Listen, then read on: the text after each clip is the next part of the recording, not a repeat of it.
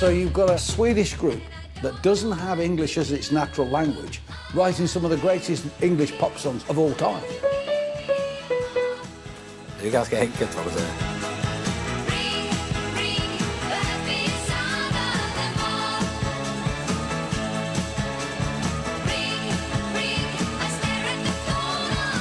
Året 1973 var Olof Palme statsminister i Sverige. Bob Dylans Knockin' on Heaven's Door och David Bowies Life on Mars toppade musiklistorna. Och det här året fick världen också upp ögonen för Bruce Springsteen och Bob Marley.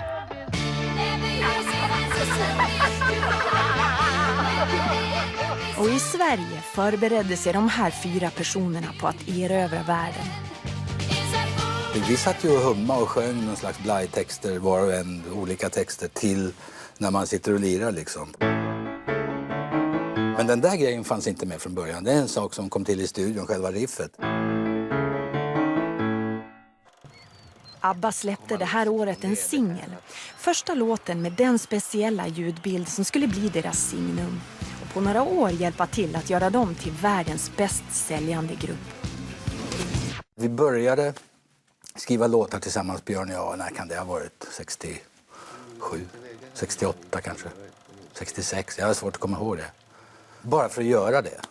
Vi har 4 glada ungdomar här som ska sjunga någonting. De heter Agneta Fältskog, de heter Anni-Frid Lyngstad, Benny Andersson och Björn Ulvaeus. När det blev så att vi bestämde oss någon gång 72 att vi skulle vilja göra en platta tillsammans med Frida och Agneta. Då gjorde vi en låt som heter People Need Love som gick ganska bra för både Sverige, Holland, Tyskland och sådär. Vi fick lite blodad tand.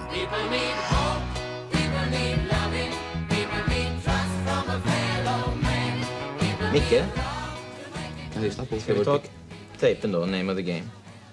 På Metronomstudion i Stockholm kopplades Björn Ulvaeus och Benny Andersson ihop med en ljudtekniker, Mikael B. Tretow. Och det var Tretow som tog fram de inspelningstekniska lösningar som krävdes för att skapa ABBA-soundet. Micke Tretow förstås, som var en ständig idéspruta. Vad vi strävade efter då, vi var ju är båda fans av Phil Spector som gjorde otroligt mycket fina inspelningar i mono. Han hade också otroligt mycket saker för sig, alltså det här Wall of Sound som han uppfann. Wall of Sound betyder ljudvägg. Och det var precis det som Los Angeles-baserade demonproducenten Phil Spector eftersträvade på det tidiga 60-talet. Spector dubblerade instrumenten. Han använde sig av upp till 6 gitarrister och 4 basister som alla spelade samtidigt. Och ovanpå det la han kraftiga ekoeffekter.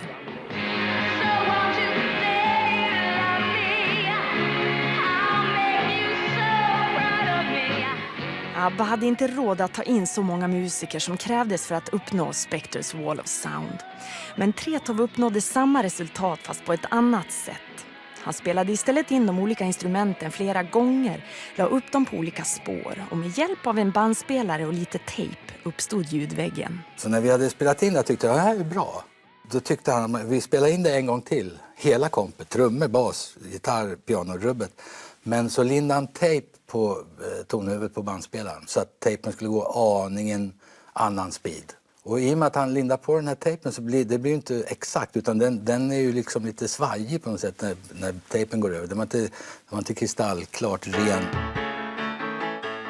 Och det var på Ring Ring från 73 som inspelningsmetoden användes första gången. Det här är effekten av att sidstämma bandspelaren liksom, med den här choruseffekten.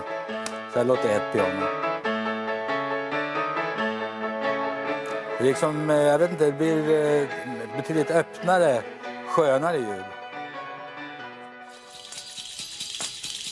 Jag vet inte, här har vi skramlat, det är tamburiner och det är maracas och det är shakers och det är claves, jag vet inte vad det är. Men vi har gjort 7 gånger liksom. Och lagt ihop i en kanal. Och så en tamburin här också som alldeles ensam. Men det där ihop med liksom man får...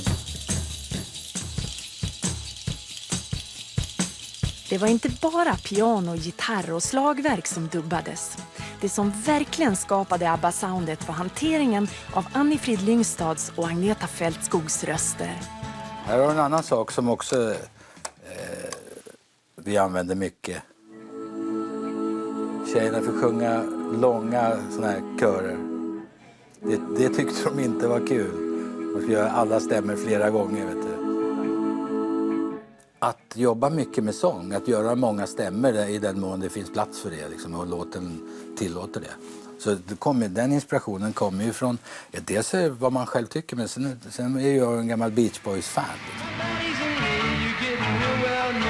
Och då säger det sig självt att då vill man ju försöka göra på det sättet som Brian Wilson gjorde.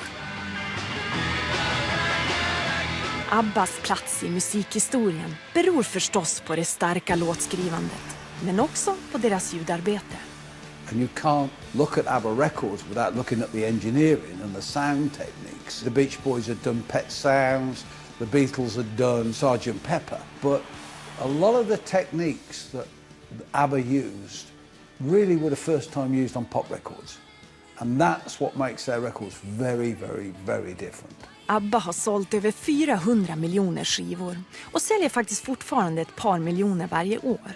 Och trots att det gått 30 år sedan gruppen upplöstes verkar intresset för deras musik inte avta. ABBA har fler covergrupper och hyllningsartister än de flesta. Idag hittar man beundrare av deras musik hos så olika kollegor som Katy Perry och Foo Fighters. Men det var inte länge sedan som ABBA ansågs allt för okreddiga för att anges som influenser. There was a point when you daredn't mention you were an ABBA fan. People just thought it was so cheesy. Well, they spawned Elvis Costello. They spawned Stock Aitken Waterman. They spawned every pop artist or record producer since. Dark and dreary night. Seems like nothing's going right. Won't you tell me, honey, how can I go on here without you? Yes, I'm down and feeling blue, and I don't know what to do. Oh, ring, ring, why don't you give me a call? Ring, ring, the happiest sound of them all. Här kommer Janne.